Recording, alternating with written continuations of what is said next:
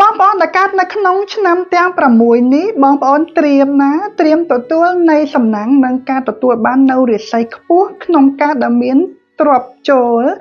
ឬលំហនៃសំណាងណាមួយចូលមកក្នុងដួងចតាលេខរបស់បងប្អូនជាពិសេសបើសិនជាបងប្អូនចង់ឲ្យខ្លួនឯងមានរាសីខ្ពស់ដើម្បីទទួលបានផលចំណេញគឺមានរាសីនៅក្នុងការទិញមាសទុកឬក៏ពាក់មាសដើម្បីជួយញ៉ាំងរាសីរបស់បងប្អូនឲ្យកាន់តែឡើងខ្ពស់បងប្អូនដែលកើតនៅក្នុងឆ្នាំរកា1ឆ្នាំមមែ2ឆ្នាំច3ឆ្នាំឆ្លូវ4ឆ្នាំខាល5និងឆ្នាំកុល6អ្នកដែលកើតនៅក្នុងឆ្នាំទាំង6នេះគិតតាំងពីថ្ងៃទី25ខែ3នេះរហូតដល់ពាក់កណ្ដាលខែ4គឺជាអ្នកដែលកើតនៅក្នុងខែឆ្នាំល្អរាប់ថាប្រសិនបើចង់ធ្វើកិច្ចការឬក៏ទិញមាសឬក៏តាក់ទងទៅនឹងការរកស៊ីជួញដូរជាមួយនឹងមាសមានពន្លឺចា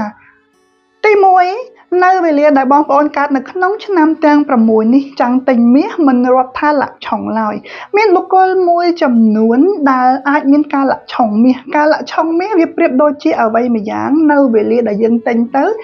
ចិត្តធ្វើឲ្យយើងមានបញ្ហារកម្មរកុសឬក៏រឿងរ៉ាវខាត់បងណាមួយដែលត្រូវទៅឲ្យយើងលក់វិញអស់ឬក៏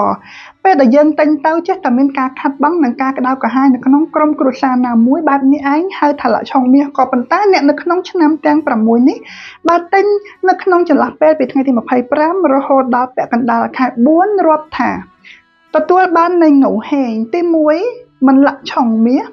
ទី2បើសិនជាយកមាសនោះទុកក្បែរខ្លួនឬក៏ធ្វើជាកងឬចិញ្ចៀនឬគ្រឿងអ្វីមួយសម្រាប់ពាក់រាប់ថាជួយយោងរាសីផងដែរពិសេស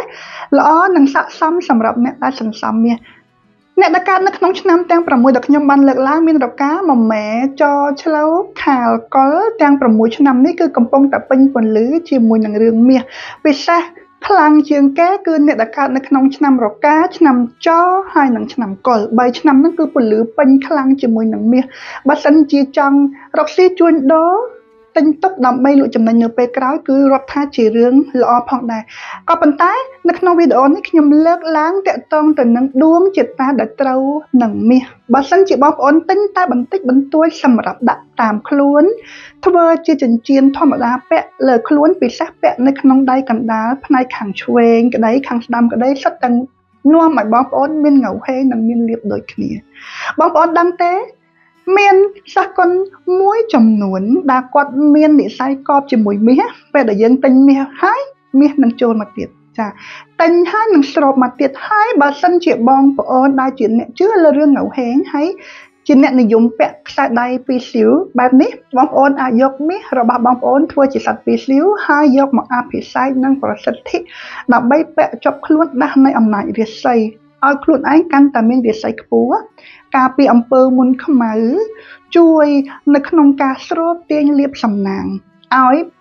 ទទួលបាននៃសំណាងពីលេចពីកើតពីជើងពីត្បូងមកហូរហែការពាក់ខ្សែដៃពីរសៀវបែបនេះមិនថាជាខ្សែដៃ5ធាតុឬក៏ខ្សែដៃមាសរូបពីរសៀវទេ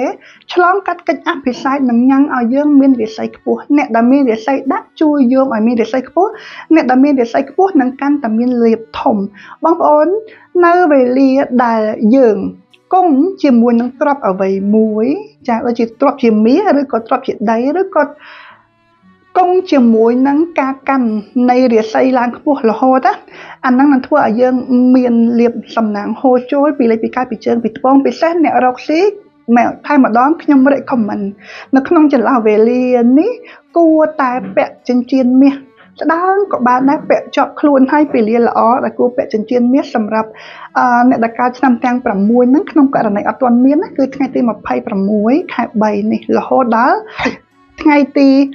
1ខែ4ល្អហ្នឹងពេញពន្លឺក៏ប៉ុន្តែយ៉ាងណាលាភជ័យរបស់បងប្អូននៅតែមានជាហូរហែដោយសារបងប្អូនកើតនៅក្នុងឆ្នាំដែលកំពុងតែមានលេខនៅក្នុងការស្រូបទាញទ្រព្យអ្វីដែលសំខាន់បងប្អូនសម្គាល់មើលខ្លួនឯងថាតើឥឡូវនេះបងប្អូនកំពុងតែមានលាភឬក៏ដួងចតាធ្លាក់ចុះក្នុងករណីដែលបងប្អូនកំពុងតែមានសំណាងហូរចូលនៅវេលាដែលបងប្អូនធ្វើត្រូវផ្លូវរើសវេលាបានល្អនៅក្នុងការ